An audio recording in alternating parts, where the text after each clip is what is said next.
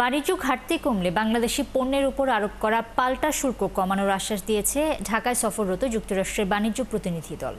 রবিবার সচিবালয়ে যুক্তরাষ্ট্রের সহকারী বাণিজ্য প্রতিনিধি ব্রেন্ডন লিঞ্চের নেতৃত্বে সফররত প্রতিনিধি দলের সঙ্গে বৈঠকের পর বাণিজ্য উপদেষ্টা বশির উদ্দিন সাংবাদিকদের কথা বলেন।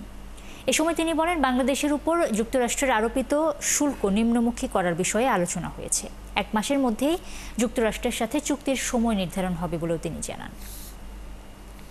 আমরা যেটা বলেছি যে আমাদের যে বাণিজ্য ঘাটতি হ্রাসের পরিপ্রেক্ষিতে আমাদের যে তাদের শুল্ককে নিম্নমুখী পুনর্বিবেচনার জন্য ওনাদেরকে আমরা অনুরোধ জানিয়েছি এবং ওনারা আমাদেরকে আশ্বাস দিয়েছেন যে আমাদের যদি নিম্নমুখী মানে যে ঘাটতির যে নিম্নমুখী যে উদ্দেশ্য আমাদের, সেই উদ্দেশ্য সাধন করতে পারলে আমরা আশা করতে পারি যে আল্লাহর রহমতে আমাদের শুল্ক হ্রাসের সম্ভাবনা রয়েছে।